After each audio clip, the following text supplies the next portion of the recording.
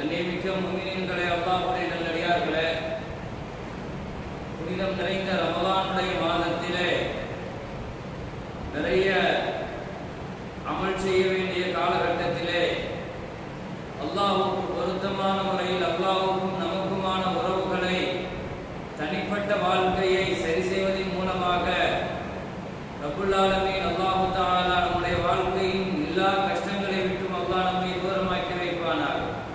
பெருமானார் ஸல்லல்லாஹு அலைஹி வஸல்லம், யா அல்லாஹ், என்னுடைய தனி வாழ்க்கையை விட என்னுடைய பகிரங்கமான வாழ்க்கையை அழகாக்கி வைப்பாயாக, என்னுடைய பகிரங்கமான வாழ்க்கையை விட தனி வாழ்க்கையை அழகாக்குவாயாக, தனி வாழ்க்கையை இன்னும் சிறப்பாக்குவாயாக என்று பெருமானார் ஸல்லல்லாஹு அலைஹி வஸல்லம் கேட்ட துஆவின் அடிப்படையில் பொது வாழ்க்கையில் சமூகத்தோடு கலந்து வாழுகிற பொழுது அல்லாஹ்வுக்கும் நமக்குமான உறவுகள் இருக்கிற தொடர்பை தனித்திருக்கிற இந்த நேரத்தில் இன்னும் நாம் அதிகப்படுத்த வேண்டும். எனவே இந்த ரமலான் நமக்கும் அல்லாஹ்வுக்குமான உறவுகளின் தனிமையை அதை நிறுத்து பார்க்கிற ஒரு அளவுகோலாக நாம் இந்த ரமலானை எடுத்துக்கொள்ள வேண்டும். அந்த அடிப்படையில் சங்கடமான கஷ்டங்கள் நிறைந்த இந்த சூழ்நிலையில் அல்லாஹ்வுடன் உள்ள உறவை நாம் பலப்படுத்துவதற்கான வழிகள் என்ன, அல்லாஹ்வோடு நாம் நெருங்குவதற்கான படிகள் என்ன, படித்தரங்கள் என்ன என்பதை தொடர்ந்து நாம் பார்த்து வருகிறோம். துஆவின் மூலமாக, திருக்குர்ஆனின் மூலமாக, உறவுகளின் மூலமாக, ஹலாலான வருமானத்தின் மூலமாக, அல்லாஹ்வின் ரஹ்மத்தின் மூலமாக அல்லாஹ்வோடு நாம் நெருங்க வேண்டும், நெருங்கி பயணிக்க வேண்டும் என்று பல்வேறு தலைப்புகளில் தொடர் நாட்களில் நாம் பார்த்து வருகிறோம். எனவே உறவுகள் என்பது அல்லாஹ்வோடு நெருங்குவதற்கான ஒரு முக்கியமான பாடம் என்று, அந்த உறவுகளில் முக்கியமாக இடம்பெறுகிற தாய்மை என்பது உறவுகளின் தனித்துவமானது. அந்த தாய்மையின் மூலமாக, தாயை மகிழ்ச்சிப்படுத்துவதன் மூலமாக, தாய்க்கு செய்ய வேண்டிய கடமைகளை நிறைவேற்றுவதன் மூலமாக அல்லாஹ்வோடு நெருங்குவதற்கான வழிகளை கடந்த நாட்களில் நாம் சொன்னோம், தெரிந்து கொண்டோம். எனவே உறவுகளை சரி செய்வதற்கான இன்னொரு முக்கியமான பாடம் மனைவி. தவிர்க்க முடியாத சக்தி மனைவி. மனைவி குறித்தும் மனைவியினுடைய கடமைகள் குறித்தும் திருக்குர்ஆனும் ஹதீஸும் நிறைய பேசுகிறது. எப்படி தாய்மை என்பது அல்லாஹ்வினுடைய ரஹ்மத்திற்கான இலக்கணமோ, அல்லாஹ்வின் அருளுக்கான இலக்கணமோ, மனைவியும் ரஹ்மத்து தான். தாயை ரஹ்மத் என்று சொல்லுகிற ரப்புல் ஆலமீன், மனைவியையும் திருக்குர்ஆனில் பல இடங்களில் அல்லாஹ் ரஹ்மத் என்று தான் சொல்கிறார். பல விஷயங்களில் தாயையும் மனைவியையும் பிரித்து பார்க்க முடியாது. சில விஷயங்களில் தாயையும் மனைவியையும் பிரித்து பார்க்க வேண்டும். தாய்க்கான இடமும் தாரத்திற்கான இடத்தையும் இஸ்லாம் சில இடங்களில் ஒன்றுபடுத்தி பேசுகிறது, சில இடங்களில் தனித்து பேசுகிறது, சில இடங்களில் உயர்த்தி பேசுகிறது. அப்படி பார்க்க போனால் அல்லாஹ் எப்படி மினர் ரஹ்மதி வஹ்ஃபித் லஹுமா ஜனாஹ துல்லி மினர் ரஹ்மதி என்று ரஹ்மத் என்ற வார்த்தையை தாய்க்கு அல்லாஹ் பயன்படுத்தினானோ, வஜஅல பைனக்கும் மவத்தன் வ ரஹ்மா, மனைவியின் மூலமாக உங்களுக்கு கிடைக்கிற பேருபகாரங்களில் ஒன்று ரஹ்மத் என்று குர்ஆன் சொல்கிறது. வஜஅல பைனக்கும் மவத்தன் வ ரஹ்மா, உங்களுக்கு மத்தியில் ரஹ்மத்தையும் மவத்தத்தையும் மனைவி கிடைக்கிற பொழுதுதான் அல்லாஹ் தருவான் என்று திருக்குர்ஆன் சொல்கிறது. அப்படியானால் அருட்கொடை என்று பார்க்கிற பொழுது தாயும் அருட்கொடைதான், மனைவியும் அருட்கொடைதான். ரஹ்மத் என்ற இடத்தில் அல்லாஹ் ரெண்டு பேரையும் பிரித்து பார்க்கவில்லை. இரக்கம் காட்டப்பட வேண்டியவர் தாய் மட்டுமல்ல, மனைவியும் தான். அருளுக்குரியவர் தாய் மட்டுமல்ல, மனைவியும் தான். அருள் பெற்ற குணம் தாயிடத்தில் மட்டுமல்ல, மனைவியிடத்திலும் தான். எனவே ரஹ்மத் அருள் என்ற பார்வையோடு நாம் பார்க்க வேண்டுமானால் அப்படி பார்க்க சொல்கிறது மார்க்கம். மனைவியையும் சில காலகட்டங்கள் அல்ல, பல காலகட்டங்கள் அருளோடு அன்போடு பார்க்க வேண்டிய காலகட்டம். இந்த பார்வையை பார்க்க தவறுவதால் தான் பல நேரங்களில் குடும்பங்கள் கசந்து போய்விடுகிறது, குடும்பங்களில் பிரச்சனை தலை தூக்குகிறது. காலமெல்லாம் குடும்பத்திற்காக, தனக்காக, தன் பிள்ளைகளுக்காக ஓடாக தேய்ந்து பின்னால் பலகீனப்பட்டு அவள் நிற்கிற பொழுது இரக்கத்தோடு பார்க்க வேண்டிய அவளை இன்னும் தனக்கான வேலைக்காரியாக, பணிவிடைக்காரியாக பார்க்கிற பார்வை இருக்கிறது. இதை விடவும் அபாண்டமான பார்வை ஒரு மனிதனுக்கு வரக்கூடாது. அல்லாஹ் சொல்லுவார், ஒரு காலகட்டம் வரை மவத்தத்தன் அவளை நீ அன்போடு பார்த்தாய், அவளை அவளை நீ எப்படிப்பட்ட நேசத்தோடு பார்த்தாய். பின்னொரு காலகட்டம் இருக்கிறது, உன் பார்வையை நீ அந்த நேரத்தில் மாத்தணும். உன் தேவைக்காக மட்டுமே பார்த்து பார்த்து பழகின ஒரு காலகட்டம் மனைவியின் மீதான உன் பார்வை ரஹ்மத்தாக மாற வேண்டும், அருளாக மாற வேண்டும். 20 ஆண்டு காலங்கள் எனக்காக உழைத்தால், கஷ்டப்பட்டால், பின்னால் உள்ள 20 ஆண்டு காலங்கள் அவன் மீது நான் இரக்கத்தோடு நல்ல இருக்கும் போது, ஆரோக்கியமாக இருக்கிற பொழுது எல்லாம் தான் எனக்கு செய்து கொடுத்தாள். எனக்கு ஒரு சமையல்காரியாக, எனக்கு ஒரு வண்ணாத்தியாக, என் பிள்ளைகளுக்கு தன் ரத்தத்தை பாலாக கொடுப்பவளாக, இப்படி எத்தனையோ தியாகங்களை செய்தாள். தன்னையே எனக்காக மாற்றினாள், உருக்குலைந்தாள். இன்றைக்கு அவள் இப்படி பலகீனப்பட்டு நிற்கிற பொழுது என் பார்வை ரஹ்மத்தாக மாற வேண்டும், என் பார்வை அருளாக மாற வேண்டும், அருளாக நீங்கள் மாற்ற வேண்டும் என்பது அல்லாஹ்வினுடைய தெளிவான வார்த்தை. எனவே தாய் ஒரு ரஹ்மத் என்று சொன்னால் மனைவியும் ரஹ்மத்து தான், மனைவியும் அருட்படை தான். குர்ஆனுடைய எத்தனையோ வார்த்தைகளை கொண்டு இதை நான் நிரூபிக்க முடியும். எனவே தாய்மையின் மீது உங்களுக்கு இருக்கிற அந்த பரிவான பார்வை, அந்த நேசமான பார்வை. நான் 2 நாளைக்கு முன்னால சொன்னேன், தாய் அன்போடு பார்க்கிறதுனால, இரக்கத்தோடு பார்க்கிறதுனால என்ன கிடைக்குதுன்னு ஸல்லல்லாஹு அலைஹி வஸல்லம் சொன்னாங்க, ஹஜ் உம்ராவுடைய நன்மை கிடைக்குதுன்னு சொல்லி சொன்னாங்க. அதே நேரத்தில் இன்னொரு ஹதீஸையும் சொன்னாங்க, வீட்டுக்குள்ள நுழைகிற பொழுது மனைவியை நீ பார்க்கிறாய், அன்பாக அருளாக பார்க்கிறாய், மனைவி உன்னை பார்க்கிறாள். 2 பேர்களும் அந்த அழகான சிரிப்பை ஒருவரை ஒருவர் சிரித்துக் கொள்கிற பொழுது அல்லாஹ் அந்த இடத்துல சந்தோஷமா இருக்கிற மாதிரி வேற எதை பார்த்து சந்தோஷப்படுறது இல்லை. அல்லாஹ்வும் அந்த கணவன் மனைவியோடு சேர்ந்து அல்லாஹ்வும் சிரிக்கிறான். அல்லாஹ்வை சிரிக்க வைக்கிறது, அல்லாஹ்வை சந்தோஷப்படுத்துறது எவ்வளவு பெரிய அமலாக இருக்கும். அப்போ தாயை இறக்கத்தோட பார்த்தா ஹஜ் உம்ரா நன்மை கிடைக்கிற மாதிரி மனைவி அன்போடும் இறக்கத்தோடு பார்த்தால் அல்லாஹ்வை சந்தோஷப்படுத்துற பெரிய பாக்கியம் கிடைக்கிறது அல்லவா. நான் இங்கே எதையும் மிகைப்படுத்தி சொல்லவில்லை. ஆனால் ஷரியத்தினுடைய சட்டம் என்னவோ, குர்ஆனும் ஹதீஸும் மனைவி எந்த இடத்துல கொண்டு போய் நிறுத்தி இருக்குதோ அந்த இடத்தை கொஞ்சம் நிறுத்து பார்க்க முனைகிறேன், அவ்வளவுதான். அந்த இடத்தை உங்கள் கவனத்திற்கு தர முனைகிறேன்.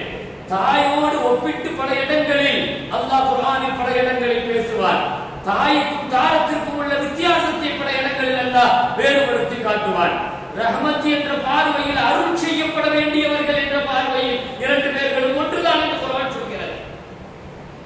இன்னொரு விஷயத்தை சொல்ல போனால், நமக்கு உறவுகளை சொந்தமாக்கி தருபவர்களில் தாயும் மனைவியும் ஒரே இடத்தில் நிற்கிறார்கள். ஒவ்வொல்லதி خلق من الماء بشرا فجعله نسبا وصهرا. நஸப் என்ற தொப்புள் கொடி சொந்தத்தை தருவது தாய் என்றால், சிஹர் என்ற குடும்ப உறவை, திருமண உறவை, பந்தத்தை தருவது மனைவி. ஏன்? மனைவியின் மீது உள்ள உறவுகள் தலாக்கின் மூலமாக அல்லாஹ் பாதுகாக்கட்டும் முறிகிற பொழுது அல்லாஹ்வினுடைய அரிசி ஏன் நடுங்குதுன்னு ஹதீஸ்ல வருது, அல்லாஹ்வுடைய அரிசி ஏன் குலுங்குதுன்னு ஹதீஸ்ல வருது. ஒரே ஒரு காரணம் தான். என்னன்னா, இங்கே முறிவது ஒரு பெண்ணுக்கும் ஒரு ஆணுக்கும் உள்ள தொடர்பு அல்ல, ஒரு பெரிய சொந்தம் முறிந்து போகிறது, ஒரு பெரிய குடும்பத்தின் உறவே முறிந்து போகிறது. மனைவியுடன் உறவுடன் பிள்ளைகள், அதை தொடர்ந்து மனைவியின் குடும்பம், மனைவியின் தந்தை தாய், மனைவியின் சகோதரர்கள் சகோதரிகள், மனைவியினுடைய உறவுகள், அத்தனை பேர்களும் ஒரு ஒட்டுமொத்த குடும்பமே சின்னாபின்னமாய். அப்போ சொந்தங்களை மனைவி ஒரு சொந்தத்தை கொடுக்கிறார், தாய் ஒரு சொந்தத்தை கொடுக்கிறார். தாயிடத்தில் நாம் பிறந்ததினால் அவர் நமக்கு தொப்புள் கொடி சொந்தத்தை தருகிறார். பாப்பாவை, தாயுடைய சகோதரனை, சகோதரியை, அந்த நஸப் என்ற அந்த தொப்புள் கொடி உறவை தருகிற தாய், திருமணம் என்ற திருமண உறவுங்கிற ஒரு பந்தத்தை தருவதில் தாயோடு மனைவி 2 பேர்களும் 2 சொந்தங்களை நமக்கு தருகிறார்கள். இந்த வகையில் பார்க்க போனாலும் குர்ஆன் இங்கே நிலைநிறுத்தி நிற்கிறது. இன்னொரு வார்த்தையில் நாம் சொல்ல போனால், மூன்றாவது இப்படி பல விஷயங்களை சொல்லலாம். வஸாஹிபுஹுமா ஃபித் துன்யா மஅரூஃபா. தாய் தந்தையர்களிடத்துல மஅரூஃபா நடந்துக்கங்க. மஅரூஃப்ங்கிற வார்த்தைக்கு என்ன அர்த்தம்னா, அதுக்கு சரியாக தமிழ்ல அர்த்தம் செஞ்சிட முடியாது. மஅரூஃப்ங்கிறது எல்லா நன்மையை உள்ளடக்கியது மஅரூஃப். மஅரூஃப்ங்கிற வார்த்தை நன்மைக்கு நிறைய வார்த்தைகள் அரபியில் இருக்குது. ஹைருன்னு சொல்லுவோம், இந்த மாதிரி நிறைய வார்த்தைகள் சொல்லுவோம். ஆனால் உச்சகட்டமாக எல்லா நன்மையும் உள்ளடக்கியது மஅரூஃப். அல்லாஹ் என்ன சொல்றான்னா, வஸாஹிபுஹுமா ஃபித் துன்யா மஅரூஃபா. துன்யால உன் பெற்றோர்களுக்கு மஅரூஃபாக ரொம்ப நல்ல நடந்து போயிட்டு அல்லாஹ் சொல்கிறான். ஆனால் அதே இடத்த மனைவிக்கும் அல்லாஹ் சொல்லுவான், வஆஷிருஹுன்ன பில் மஅரூஃப். உங்க மனைவிமார்கள்ட்ட நீங்க மஅரூஃபாக ரொம்ப நல்ல முறையில் நடக்கணும்ங்கிறத இப்படி பல்வேறு உதாரணங்களோடு இதை ஒப்பிட்டு சொல்ல முடியும். ஆனால் இரண்டு உறவுகளுக்கும் மத்தியில வித்தியாசமும் இருக்கிறது. மார்க்கம் அதையும் சொல்லி தருகிறது. தாய்மையினுடைய உறவுக்கும் மனைவியினுடைய உறவுக்கும் ஒரு பெரிய வித்தியாசம் இருக்குது. என்ன வித்தியாசம் தெரியுமா? தாயினுடைய உறவு இருக்கிற உலகத்துல வந்துட்டோம்னா அது மௌத் வரைக்கும் அந்த உறவு முறிஞ்சு போகாது. சில நேரங்களில் மனக்கசப்புகள் வரலாம், அல்லாஹ் பாதுகாக்கட்டும், சண்டைகள் வரலாம். ஆனா உறவுகள் உடைஞ்சு போகுமான்னா உடைய. உலகத்தில் அல்லாஹ் நமக்கு தாயின் மூலமாக தந்த எந்த உறவுமே உடையாது. உம்மாவுக்கு நமக்கு சண்டை, ஆனா உறவு புரியுமா? உறவு உடையாது. உம்மா உம்மா தான். பாப்பாவுக்கு நமக்கு பிரச்சனை, பாப்பா பாப்பா தான். அந்த உறவுகள் ஒரு காலத்திலேயும் புரியாது. ஆனால் மனைவிங்கிற உறவு அப்படி கிடையாது. அது ரொம்ப மெல்லிசானது. அந்த உறவு அல்லாஹ் தஆலா ரொம்ப மெல்லிசா கொடுத்திருக்கிறான். என்ன ஆயிருந்தா ஒரு வார்த்தையால அந்த உறவை முறிஞ்சு போகும், அந்த உறவை துண்டாயிப்போ, தலாக்கின் மூலமாக அந்த உறவு சின்னாபின்னமாயிப்போ. அதனால தான் அல்லாஹ் தஆலா அந்த உறவுக்கு பெரிய பாதுகாப்பு கொடுத்திருக்கான். அல்லாஹ் அந்த உறவுக்கு மீசாக்கன் கலீலாங்கிறான். கனத்த ஒப்பந்தத்தின் மூலமாக நீங்கள் கைப்பிடிக்கிறீர்கள். கபில்து நான் சொல்ற ஒரு வார்த்தை, நான் ஏத்துக்கிட்டேன்னு சொன்ன வார்த்தை இருக்குது. இந்த வார்த்தையை பத்தி ஸல்லல்லாஹு அலைஹி வஸல்லம் சொன்னாங்க, கலிமத்துல்லாஹ்னா அது ஓ வார்த்தை கிடையாது, அல்லாஹ்வுடைய வார்த்தைங்கிறான். நீ கபில்துன்னு சொல்லியதே, நான் ஏத்துக்கிட்டேன், கை பிடிச்சிட்டேன். நீ சொன்ன இந்த வார்த்தை இருக்குதா ஏதோ உங்ககிட்ட இருந்து வந்த வார்த்தை நினைக்கிறேன். இல்லை, அது அல்லாஹ்வுடைய வார்த்தை. கலிமத்துல்லாஹ்னாங்க. நீ கரம் பிடிச்சிருக்கிற அமானத்துல்லாஹ்ங்கறாங்க. அந்த பெண்ணுக்கு அல்லாஹ் அமானத்துல்லாஹ்ங்கறாங்க. அல்லாஹ்வுடைய அமானத்துங்கறாங்க, அல்லாஹ்வுடைய அமானிதம்ங்கறாங்க. அந்த பெண்ணை சொந்தமாக்குறதுக்கு நீ பயன்படுத்துற கபில்துங்கிற வார்த்தை ஓ வார்த்தை கிடையாது, கலிமத்துல்லாஹ், அல்லாஹ்வுடைய கலிமாங்கறாங்க. அல்லாஹ்வுடைய கலிமானா எப்படி? குர்ஆன் கலாம் ஷரீஃபுக்கு எவ்வளவு பெரிய இடத்தை கொடுத்திருக்கிறோம். அந்த வார்த்தையில நம்ம பயன்படுத்தி இருக்கிறோம். கலிமத்துல்லாஹ் அல்லாஹ்வுடைய வார்த்தையை பயன்படுத்தி இருக்கிறோம். என்ன அர்த்தம் இருக்கு அப்படின்னா, இந்த உறவு சீக்கிரமாக முறிஞ்சு போகிற தன்மை கொண்டது. அதனால இந்த மனைவிங்கிற உறவை சாதாரணமா நீ கலிமாவை பயன்படுத்தி வெளியே வந்துடாத. அந்த வார்த்தை அல்லாஹ்வுடைய வார்த்தையை கொண்டு நீ கரம் பிடித்திருக்கிறாய். அப்ப அது ரொம்ப லேசான உறவு. அது அந்த உறவை பலப்படுத்துவதற்கு அல்லாஹ் எப்படிப்பட்ட விஷயத்தை தான் சொல்றான் தெரியுமா? உனக்கு நிம்மதி வேணுமா? லிதஸ்குனு இலைஹா, அது அந்த உறவுல தான் இருக்குது. உனக்கு அன்பு வேணுமா? என் அன்பு மவத்தன் அந்த உறவில் தான் இருக்கிறது. ரஹ்மத்தன், உனக்கு ரஹ்மத் வேணுமா? அந்த உறவில் தான் இருக்கிறது. அல்லாஹ் ஜஅலக்கும் நஃப்ஸுக்கும் அஸ்வாஜ வ ஜஅல மின் அஸ்வாஜிக்கும் பனீன வ அஹ்ஃபதா, உனக்கு சந்ததி வேணுமா? அந்த உறவில் தான் இருக்கிறது. வரசகக்கும் மின தய்யிபாத், உனக்கு ஹலாலான ரிஸ்க் வேணுமா? அந்த உறவில் தான் இருக்கிறது. இதெல்லாம் குர்ஆனுடைய வார்த்தை. எதுக்கு சொல்ல வரோம்னா, அந்த உறவு ரொம்ப மெல்லியது, ரொம்ப மிருதுவானது. லேசா கொஞ்சம் உரசிட்டோம்னா உடைஞ்சிடும். இந்த தாய்ங்கிறது அப்படி கிடையாது. பெத்துட்டாங்கன்னா கடைசி வரைக்கும் தாய் தாய் தான். என்ன சண்டை வந்தாலும் என்ன வார்த்தையை சொல்லிட்டாலும் அந்த தாய் மாறாது, தந்தை மாறாது, அந்த சொந்தம் மாறாது. ஆனா இந்த உறவு அப்படி அல்ல. ஒரு வார்த்தை உடைச்சு போடும், ஒரு வார்த்தை இந்த உறவை சின்னாபின்னமாக்கிடும். அவன் பலகீனமான பக்கம் அல்லாஹ்வுடைய பார்வை இருக்கத்தானே செய்யும். ஐனல் முன்கஸிரத் ஐனா முதீக், மூசா அலைஹிஸ்ஸலாம் கேட்பாங்க, ரப்பே உன்னை நான் எங்கெல்லாம் தேடலாம்னு கேட்பாங்க. உன்னை எங்கெல்லாம் தேடலாம்? அல்லாஹ் சொல்லுவான், இந்த முன்கஸிரத்தின் குலூபுஹும், உறவுகளும் உள்ளங்களும் உடைகிற இடத்தில் நான் இருப்பேன். என்ன பயந்துகள் அல்லாஹ், உறவுகள் உடைகிற இடத்தில் நான் இருப்பேன். அப்ப லேசான அந்த உறவை பலப்படுத்துறதுக்கு இந்த உறவை துவக்குகிற வார்த்தை கலிமத்துல்லாஹ்ங்கறார். அந்த பெண் அமானத்துல்லாஹ்ங்கறார். சக்கீனத்து ரஹ்மத்து மவத்தத்துங்கறார். இதை தாண்டி பெருமானார் ஸல்லல்லாஹு அலைஹி வஸல்லம் சொன்னாங்க, ரிஃப்கம் பில் கவாரி, கண்ணாடிகள் கவனம். நாங்கள் ஸல்லல்லாஹு அலைஹி வஸல்லம் மனைமார்களை குறித்து சொல்லும் போது, இந்த உறவு குறித்து சொல்லும் போது, உலகத்துல ரசூலுல்லாஹ்வுக்கு நிகராக யாரும் ஒரு விஷயத்தை அழகாக ஒப்பிட்டு சொல்ல முடியாது. கண்ணாடிகள் கவனம். சில வார்த்தையால் அது பட்டு போகும், உடைஞ்சு போகும். ஸல்லல்லாஹு அலைஹி வஸல்லம் சொன்னாங்க, நீங்கள் பயன்படுத்துகிற அந்த உறவு அது வளைவானதுதான், குறைஞ்சபட்சம் அது நிமித்தம் கூட நினைக்காதீங்கிறார். கண்ணாடிகள் பயன்படுத்துறப்ப எப்படி கவனமா பயன்படுத்துவோமோ அதே அளவுக்கு நபிகள் நாயகம் ஸல்லல்லாஹு அலைஹி வஸல்லம் சொல்றாங்கன்னா அது பலசதான். ஃபைன ஃபீஹா யர்மிஜாஜ், இந்த பிலால் என்பதிலிருந்து படைக்கப்பட்டவர். பிலால் ரொம்ப கொஞ்சம் வளைந்து இருக்கும். எனவே அவர்களிடத்தில் சில குணங்கள் அப்படி இருக்கலாம், இருக்கும். எல்லாமே அப்படி இருக்காது, சில குணங்கள் அப்படி இருக்கலாம். அப்படி இருக்கிற பொழுது அதை சரி செய்யணும் நினைச்சா சரி செய்ய முடியாது, உடைச்சு பெருசா எடுத்துக்கிட்டு இல்லாத விஷயத்தை, பிடிக்காத விஷயத்தை கவனம் இல்லாம தூரத்தில் இருந்தாங்க. இதுதான் சைக்காலஜி. மனோவியல் தத்துவம் பூராவும் இதுதான் பேசுது. குடும்ப வாழ்க்கைக்கு முதல் அடிப்படையே இருந்தார். செல்லாலேசன் சொன்னாங்க, மின் கரிக மினகா குழுக்க நதிய மினகா ஆக. ஒரு குணம் பிடிக்கலன்னா எல்லா குணமும் அப்படி இருக்காது. இன்னொரு நல்ல குணம், நமக்கு பிடிச்சமான குணம் இருக்கும். அது தேவை. தேன் இருக்கிற தேன் அது வாயில வச்சா சுவையா இருக்கும். தேன் அது வாயில வச்சா சுவையா தான் இருக்கும். ஆனால் அதுக்காக உடம்புல தேய்க்க முடியாது. அத்தனை இருக்கிற அதை தேய்ச்சா மனமா இருக்கும். அதனால வாயில வச்சு சுவைக்க முடியாது. அல்லாஹ் அந்த ரெண்டு மூலமா நமக்கு என்ன உணர்த்துறான்னா, எல்லா விஷயமும் சரியாக இருக்கிறதுங்கிறது உலகத்துல யாருக்கு அப்படி இருக்காது. அப்படி எதிர்பார்க்கிறதும் தவறு. எனவே பெண்களிடத்தில் அந்த மாதிரி சின்ன சின்ன சில குறைபாடுகள் அப்படி இருக்கிற பொழுது நீங்க அதை சரி செய்து எப்படியாவது வாழ பழக வேண்டுமே தவிர, மனைவியினுடைய விஷயங்கள்ல இவ்வளவு தூரம் இறங்கி வார்த்தை பேசுவதற்கு காரணம் அந்த உறவு அவ்வளவு மெல்லிசானது, அவ்வளவு பலகீனமானது. எனவே எப்படியாவது எந்த சூழ்நிலையிலையும் அதுல ஒரு சின்ன கிராக் கூட விழுந்துடக்கூடாதுன்னு மார்க்கம் சொல்லு. ஒரு சின்ன விரிசல் கூட வர விட்டுறாதீங்க. நபிகள் நாயகம் ஸல்லல்லாஹு அலைஹி வஸல்லம் மனைவிமார்களோடு எப்படி வாழ்ந்தார்? ஸல்லல்லாஹு அலைஹி வஸல்லத்துடைய மக்கள் தங்களுடைய கணவன்மார்களோடு எப்படி வாழ சொன்னார்கள்?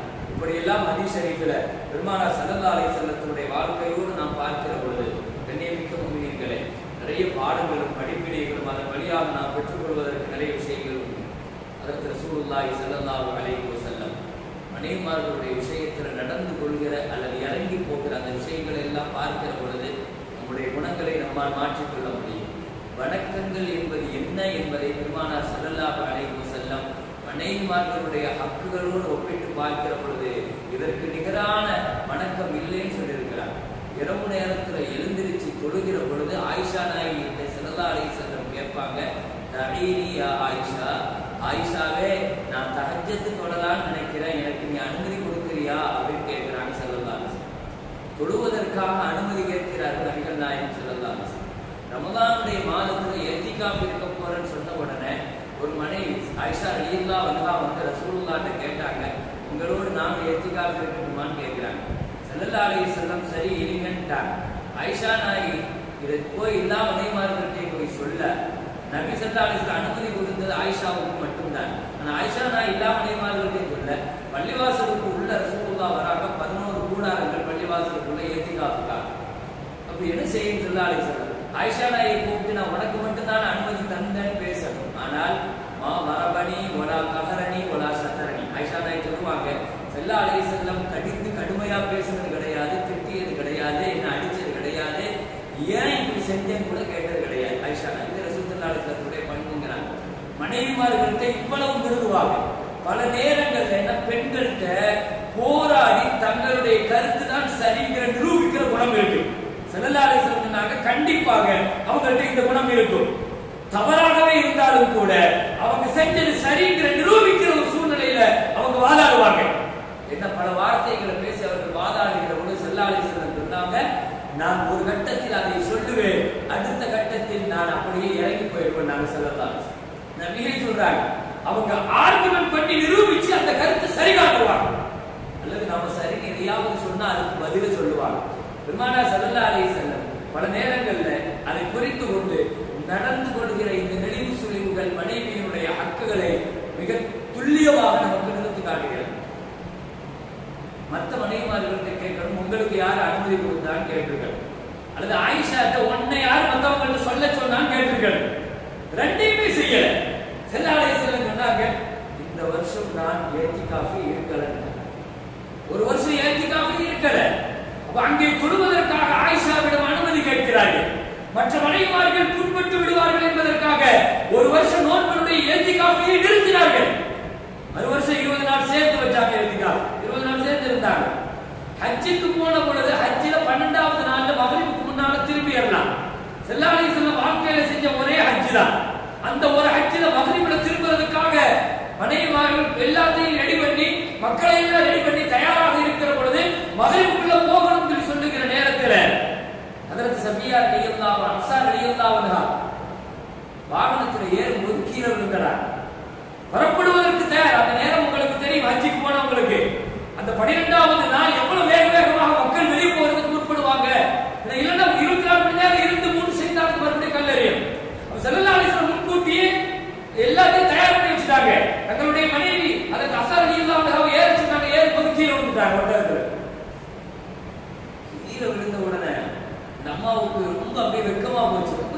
இந்துவான அழ ஆரம்பிச்சிட்டாங்க, அழுகிறாங்க. செல்லாளிகள் உட்கார்ந்து தேர்த்துறாங்க, சரி விடுங்க, யதார்த்தமா நடந்து போச்சு விடுங்கன்னு சொல்றாங்க. அந்த அம்மா விட தயாராக இல்ல, அழுதுகிட்டே இருக்கிறாங்க. நேரமாயிட்டே இருக்குது, அசருக்கு பின்னால ஆரம்பிச்சு புறப்பட தயாராகும், வினாவுடைய எல்லையை விட்டு கடக்கணும். ஆனா கடைசி வரைக்கும் முடியல. மகரிபுக்கு நேரம் ஆயிடுச்சு, மகரிபுடைய டைம் ஆயிடுச்சு. நபிகள் நாயகம் ஸல்லல்லாஹு அலைஹி வஸல்லம் இப்ப சொன்னார்கள், சரி நம்ம ஒரு நாள் இருந்து அடுத்த நாளும் கல்லறைக்கு போவோம். எத்தனை பேர்? 1,24,000 சஹாபிகள் இருக்கிறார். 1.25 லட்சம் சஹாபிகளும் ஒரு நாள் இருந்து மீண்டும் கல்லறைக்கு போனார். அல்லாஹ் அக்பர். ஸல்லல்லாஹு அலைஹி வஸல்லம் ஒரு வார்த்தை கூட உங்களால பாருங்க எவ்வளவு பெரிய சங்கடம் நடந்து போச்சு, எத்தனை பேருக்கு சிரமம் நடந்து போச்சு. இன்னைக்கு நமக்கு மட்டும் ஒரு சங்கடம் நடந்தாலே நாம கடுமையான வார்த்தையை பயன்படுத்துவோம். நம்முடைய வீட்டுல குடும்பத்தில் உள்ளவங்களுக்கு நடந்துட்டோம்னா, நம்ம மனைவிமார் மூலமா ஏதாவது நடந்துச்சுன்னா எவ்வளவு கடுமையா நடந்துக்கிடுவோம். ஆனா ஒரு சமூகமே பாதிக்கப்பட்டு இருக்கிறது ஒரு நாள் முழுக்க, எவ்வளவு பெரிய அசௌகரியம். ஸல்லல்லாஹு அலைஹி வஸல்லம் ஒரு வார்த்தை சொல்லணுமே, ஒரு வார்த்தையை கூட பேசியது கிடையாது, ஒண்ணுமே சொல்லல. அல்ஹம்துலில்லாஹ், சரி விடுங்க எல்லாம் சரியாயிடும், மனைவியை தேற்றுகிறார்கள். இந்த உம்மத்துக்கு அதுவும் நன்மையா போச்சு. 13வது நாள் உட்கார்ந்து கல்லெறிகிறதுக்கும் ரசூல் ஸல்லல்லாஹு அலைஹி வஸல்லம் தான் நமக்கு சொல்லி தரணும், அப்பதான் அதுக்கு சுன்னத்தா இருக்கணும். எனவே நபி செய்யாத ஒரு செயல் நம்ம செஞ்ச மாதிரி ஆயிடும். எனவே 13வது நாள் உட்கார்ந்து ஒருவர் கல்லெறிகிற பொழுது என் உயிரினும் மேலான கண்மணியும் எரிந்தார்கள் என்று நினைத்து நாம் எழுகிறோம் அல்லவா, அந்த சுன்னத்தை தந்தது இந்த மனைவியின் மீது ரசூலுல்லாஹ் கொண்டிருந்த அன்பும் நேசமும் தான். இப்படி ஒவ்வொன்றாக சொல்ல முடியும். பெருமானார் ஸல்லல்லாஹு அலைஹி வஸல்லம் இப்படி ஒவ்வொரு விஷயத்திலேயும் மனைவிமார்களுடைய உணர்வுகளுக்கு மரியாதை கொடுக்கிறார்கள், உள்ளங்களை புரிந்து கொண்டார்கள். ஸல்லல்லாஹு அலைஹி வஸல்லத்திற்கு சிகப்பாடை பிடிக்காது என்றாலும் கூட தன் மனைவி உம்மு சலமாவுக்கு பிடிக்கும் என்ற காரணத்தினால் சிகப்பான ஆடை உடுத்திருக்கிறார். முழுக்க முழுக்க சிகப்பாடை நபிக்கு பிடிக்க. ஆனா ஒரு கட்டத்தில் தன் மனைவியினுடைய சந்தோஷத்திற்காக பெருமானார் ஸல்லல்லாஹு அலைஹி வஸல்லம் உடுத்தினார்கள். எல்லா மனைவிமார்களுடைய வீடுகளும் நீங்கள் பார்க்கலாம் ஜன்னத்துல் பக்தியை ஒட்டிதான் இருக்கும், மஸ்ஜித் நபவியை ஒட்டி வரிசையாக மனைவிமார்களுடைய வீடு இருக்கும். ஆனா ஒரே ஒரு மனைவி மாரியத்துல் குதுசியா ரலியல்லாஹு அன்ஹா, அந்த அம்மாவுடைய வீடு இருக்குத, அது மதீனாவுக்கு தூரமா ஒரு இடத்துல ஸல்லல்லாஹு அலைஹி வஸல்லம் நல்ல பசுமையான பூமியில அந்த இடத்துல வீடு வாங்கி அந்த அம்மாவை தங்க வச்சாங்க. என்ன காரணம்னா, அந்த அம்மா எகிப்தினுடைய பெண், எகிப்தில ரொம்ப கண்ணியமா வாழ்ந்தாங்க, ரொம்ப இது மாதிரி சொகுசா வாழ்ந்தாங்க. மாரியத்துல் குதுசியா ரலியல்லாஹு அன்ஹா. அப்ப எகிப்தினுடைய சீதோஷண நிலை எப்படி இருக்கும்னு சொன்னா ரொம்ப அப்படியே ரம்மியமாக இருக்கும். அப்ப அப்படிப்பட்ட பூமியில வாழ்ந்துட்டு தனக்கு மனைவியாக வந்துட்டாங்கிறதுனால ஸல்லல்லாஹு அலைஹி வஸல்லம் அவர்களுடைய உணர்வை புரிஞ்சுக்கிட்டு அவங்களை அப்படிப்பட்ட இடத்துல வாழ வைக்கிறாங்க. இப்படி ஒவ்வொரு விஷயத்தையும் சொல்ல முடியும். நபிகள் நாயகம் ஸல்லல்லாஹு அலைஹி வஸல்லம் கண்ணாடிகள் கவனம் என்று சொன்னார்கள் என்று சொன்னால் அப்படித்தான் தங்கள் மனைவிமார்களை தங்கள் கையில் வைத்து தாங்கினார்கள் என்று பார்க்கிறோம். எனவே மனைவியினுடைய கடமை என்பது அவ்வளவு சாமானிய விஷயங்கள் அல்ல. அதிலே லேசான உரசல் விரும்புகிற பொழுதே அதை சரி செய்ய வேண்டும் என்பதையும் சொல்லி காட்டினார். லேசா சின்ன கிராக் விழுந்துட்டாலே உடனே அதை கவனிங்கன்னு அர்த்தம். கண்ணாடிகள் கவனம்னா என்ன அர்த்தம்? அதை வளைச்சிடாதீங்க உடைச்சிடாதீங்கன்னா என்ன அர்த்தம்? சின்ன சின்ன லேசான அதில் கிராக் விழுகிற பொழுது பெருமானார் ஸல்லல்லாஹு அலைஹி வஸல்லம் ஃபாத்திமா ரலியல்லாஹு அன்ஹாவுடைய வீட்டிற்கு வருகிறார்கள். வந்து கேட்டார்கள், ஃபாத்திமா ஐன இப்னு அம்மிக, உன் சச்சா மகன் எங்கன்னு கேட்டார். இந்த ஸல்லல்லாஹு அலைஹி வஸல்லத்திற்கு லேசான கவனத்துக்கு வந்துச்சு, ஃபாத்திமாவுக்கும் அலி ரலியல்லாஹுக்கும் குடும்பத்தில் ஒரு சின்ன உரசல் வந்துருச்சு அப்படிங்கிற செய்தி கேள்விப்பட்ட உடனே ஃபாத்திமா தன் கணவர் மேல கோபமா இருக்கிறாருங்கிறது கேள்விப்பட்ட ஸல்லல்லாஹு அலைஹி வஸல்லம் வந்து ஃபாத்திமா ரலியல்லாஹு வந்து உன் கணவர் எங்கன்னு கேட்கல. என்ன கேட்டாங்கன்னா, ஐன இப்னு அம்மிகி, உன் சச்சா மகன் எங்கன்னு கேட்கிறாங்க. இந்த வார்த்தையிலிருந்து என்ன எழுதுவாங்கன்னா, குடும்பத்துல மனைவி விஷயம் அல்லது மனைவி கணவன் மீது அல்லது கணவன் மனைவியின் மீது பிரச்சனைகள் வந்து கோபத்துல இருக்கிற பொழுது அவரை எந்த விஷயத்துல நினைச்சா அவர் நமக்கு சந்தோஷமா இருக்குமோ, அல்லது அவரை எந்த விஷயத்துல நினைச்சா சந்தோஷமா இருக்குமோ, அவர்கிட்ட இப்படிப்பட்ட வியாபாரம் இருக்குது அல்லது அவர்கிட்ட இப்படிப்பட்ட கஷ்டம் எல்லாம் இருக்குது, இதெல்லாம் செஞ்சிருக்காரு நமக்காக, அதை நினைக்க சொல்றாங்க ஸல்லல்லாஹு அலைஹி வஸல்லம். அதை நினைச்சு பார்த்தாலே இந்த கோபம் குறைஞ்சிருங்கிறாங்க. நமக்கு மனோவியல் ரீதியாக ஸல்லல்லாஹு அலைஹி வஸல்லம் மாதிரி குடும்ப வாழ்க்கை நடத்துறதுக்கு சொல்லிக்கிறதுக்கு உலகத்துல யாருக்கும் தேவையில்லை. நமக்கெல்லாம் போய் குடும்ப வாழ்க்கைக்கு கவுன்சிலிங் எடுக்கிறதுக்கு நம்ம யார்கிட்டையும் எடுக்க வேண்டிய அவசியம் இல்லை. சாதாரணமாக குடும்பத்துல பிரச்சனை வந்தா கவுன்சிலிங் போயிட்டு டாக்டர்கள்ட்ட 3000 ரூபாய் 5000 ரூபாய் ஒரு சின்ன அறிவுரை, இந்த மாதிரி 1000 அறிவுரைகளை பெருமானார் ஸல்லல்லாஹு அலைஹி வஸல்லம் உம்மத்திற்கு தந்திருக்கிறார்கள். குர்ஆன் நமக்கு தந்திருக்கிறது. பெருமானார் ஸல்லல்லாஹு அலைஹி வஸல்லம் ஐன இப்னு அம்மிக, சச்சா மகன் யார் சொல்லலாம். வாகவனி ஒருதானது. ஒருத்தருக்கு ஒருத்தர் நாங்கள் கோவப்பட்டு சண்டை வந்துட்டு அவர் எந்திரிச்சு போயிட்டாருன்னு சொன்னாங்க. கோவப்பட்டு போயிட்டார். எங்க போனார்? ஒரு சஹாபி போய் பார்க்க சொன்னாங்க. பள்ளிவாசல்ல படுத்திருந்தாங்க. ஸல்லல்லாஹு அலைஹி வஸல்லம் நபியே போனாங்க. போய் கும் யா அபத்துரா, படுத்திருந்தா அலி ரலியல்லாஹு எழுப்பி எழுந்திருங்க. அலி ரலியல்லாஹு அபத்துராங்கிற பட்ட பெயரோடு கூப்பிட்டா ரொம்ப பிடிக்கும். மண்ணின் மைந்தரேன்னு அர்த்தம். அது அந்த வார்த்தையை சொன்ன அலி ரலியல்லாஹுக்கு ரொம்ப பிடிக்கும். அதை சொல்லி அங்க பாருங்க அந்த சொந்தத்தை சொல்றாங்க ஃபாத்திமாட்ட. அலி ரலியல்லாஹுட்ட அவருக்கு எது பிடிக்குமோ அதை சொல்றாங்க. அவங்க என்ன சொல்ல வராங்கன்னு சொன்னா, கணவன் மனைவிக்கு மத்தியில பிரச்சனை வருகிற பொழுது அதை சமாதானம் பண்ண போகும்போது பிரச்சனைகள் என்ன என்பதை பத்தி மட்டுமே நாமளும் போய் பேசிட்டு கூடாது. அவங்க அப்படியே டைவர்ட் பண்ணணும், வேற ஒரு பக்கம் கவனத்தை திருப்பணும். இது ஸல்லல்லாஹு அலைஹி வஸல்லம் சொல்லி கொடுக்குறாங்க. அலி ரலியல்லாஹு அழைச்சிட்டு வந்து அப்படியே கொண்டு வந்து மகளோட சமாதானம் பண்ணி வச்சுட்டு, அலி ரலியல்லாஹு நீங்க இப்படி நடந்துக்கணும்லாம் சொல்லல, மகள்கிட்ட சொன்னாங்க, மகளே உன் கணவனுடைய அதிருப்தியோடு நீ மரணிச்சுட்டா உன் ஜனாசாவை கூட நான் திரும்பி பார்க்க மாட்டேன்ட்டாங்க. ஸல்லல்லாஹு அலைஹி வஸல்லம் யாருக்கு அறிவுரை சொல்றாங்க? அப்போ மகள்கிட்ட வந்து ரசூல் மகள் வந்து தன் கணவரை பத்தி வாப்பாட்ட வந்து கம்ப்ளைண்ட் கொடுக்கிற பொழுது அப்படியா சொன்னாரு? நம்ம கணக்கு நம்ம எதையாவது சொல்லக்கூடாது. அதற்கு அபூபக்கர் ரலியல்லாஹுடைய மக அஸ்மா ரசூலுல்லாஹ் அபூபக்கர் ரலியல்லாஹு வாப்பாட்ட வந்து சொல்றாங்க, என்னுடைய கணவர் வீட்டுல ரொம்ப வேலை கொடுக்குறாங்க. சுபைர் ரலியல்லாஹுடைய வீட்டுல சுபைர் ரலியல்லாஹு தான் நிக்காஹ் முடிச்சிருந்தாங்க. பெரிய சஹாபி, ஆனா பெரிய குடும்பம். சுபைர் ரலியல்லாஹுடைய வீடு இருக்குதா, பெரிய குடும்பம், பெரிய சஹாபி. அவ்வளவு பெரிய குடும்பத்துக்கு வேலை பார்த்தே வாழ முடியல, ரொம்ப கஷ்டப்பட்டார். அபூபக்கர் ரலியல்லாஹு வந்து சொன்னாங்க, ரொம்ப கஷ்டமா இருக்குப்பா, கணவனுடைய வீட்டுல ரொம்ப வேலை கொடுக்குறாங்க, என்னால தாங்க. அபூபக்கர் ரலியல்லாஹு என்ன அழகா ஒரு வார்த்தை சொன்னாங்க, ரசூலுல்லாஹி ஸல்லல்லாஹு அலைஹி வஸல்லம் சொல்ல நான் கேள்விப்பட்டிருக்கிறேன், எந்த ஒரு பெண்ணை கணவனுடைய வீட்டில் நடக்கிற இந்த விஷயங்களுக்காக சபர் செய்து கொள்வாரோ அல்லாஹ் தஆலா ஃபிரௌன்ட்ட இருந்து சபரோடு இருந்த ஆசியாவுக்கு என்ன கூலி கொடுப்பானோ அந்த கூலி அல்லாஹ் கொடுப்பான்னு ஸல்லல்லாஹு அலைஹி வஸல்லம் இருக்கிறாங்க. நீ அந்த கூலியை வாங்கணும்னா அந்த சபரோடு இருமான்னு சொல்லி திரும்ப அனுப்பி வைக்கிறாங்க. இந்த இடத்துல தான் நம்ம கவனிக்கணும். சரியான நேரத்தில் சரியான வார்த்தையை சொல்லி அனுப்புறாங்க.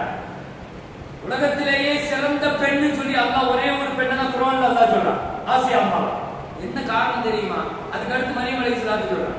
ஆசியா அம்மாவை சொன்னதுக்கு என்ன காரணம் சொன்னா, இவ்வளவு மோசமான ஒரு கணவன்கிட்ட வாழ்ந்தும் கூட எனக்கு குலா கொடு, எனக்கு ஃபசல் கொடு, என் குடும்ப வாழ்க்கையோடு நான் பிரிஞ்சுக்கிறேன்னு சொல்லி அந்த அம்மா பிரியல்.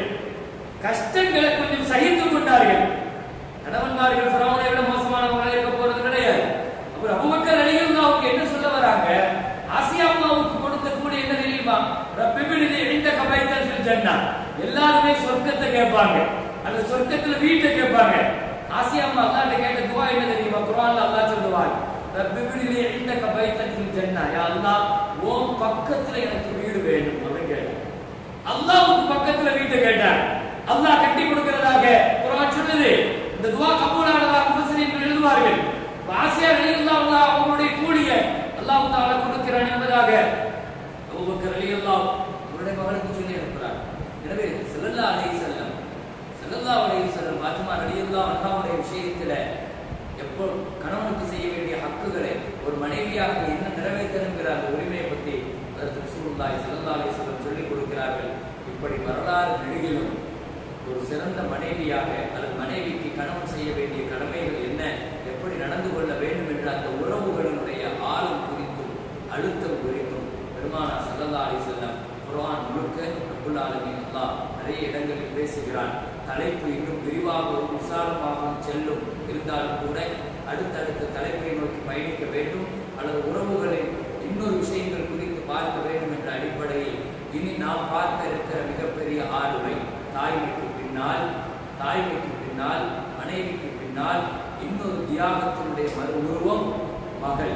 மிகச்சிறந்த ரஹ்மத், அவனும் ரஹ்மத் தான், அவனும் நியாமத்து தான். மகளாக உறவுகளை பலப்படுத்துவதில் நம்முடைய பங்களிப்பு என்ன என்பதை இன்ஷா அல்லாஹ் நாளை பார்ப்போம், சந்திப்போம். வாஹ் தாவானா அல்ஹம்துலில்லாஹி ரப்பில் ஆலமீன்.